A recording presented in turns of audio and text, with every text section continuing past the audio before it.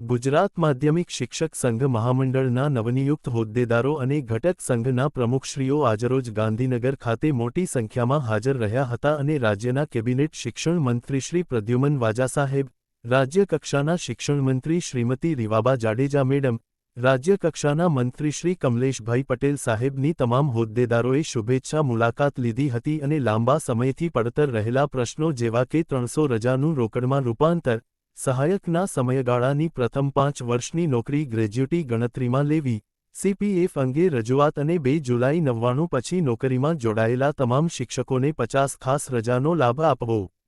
ઉપરોક્ત પ્રશ્નોની બંને શિક્ષણ મંત્રી સાથે ગહન ચર્ચા કરી હતી અને બંને મંત્રીશ્રીઓએ આ પ્રશ્નને ગંભીરતાપૂર્વક સાંભળી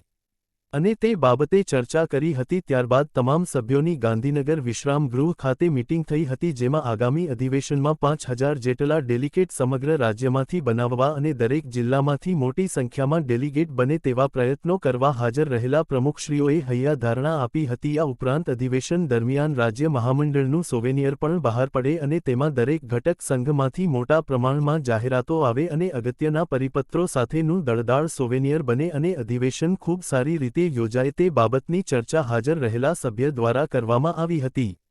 ત્યારબાદ વિદ્યા સમીક્ષા કેન્દ્રની મુલાકાત લઈ અને જે જિલ્લાના OPSના ઓર્ડરો બાકી છે તેની પણ રજૂઆત સંયુક્ત નિયામક શ્રી જયેશભાઈ પટેલ સાહેબને કરી હતી. આ ઉપરાંત નવી શિક્ષણ નીતિનો સમગ્ર રાજ્યમાં પ્રચાર પસાર થાય અને તે માટે દરેક જિલ્લા લેવલે તે માટેના સેમિનારો યોજાય તેવી પણ હૈયાધારણા બંને મંત્રીશ્રીને હાજર હોદ્દેદારોએ આપી હતી.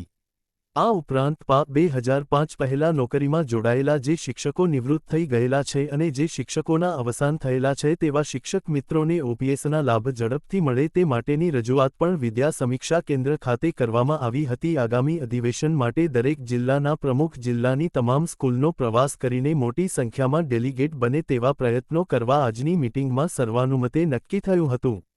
ખૂબ જ ટૂંકી નોટિસમાં મોટી સંખ્યામાં જિલ્લામાંથી હાજર રહેલા પ્રમુખશ્રીઓ અને હોદ્દેદારશ્રીઓનો માધ્યમિક શિક્ષક સંઘ મહામંડળના પ્રમુખ બાબુભાઈ પટેલ અને મહામંત્રી શ્રી ભરત ઉપાધ્યાય હૃદયપૂર્વક આભાર વ્યક્ત કરે છે.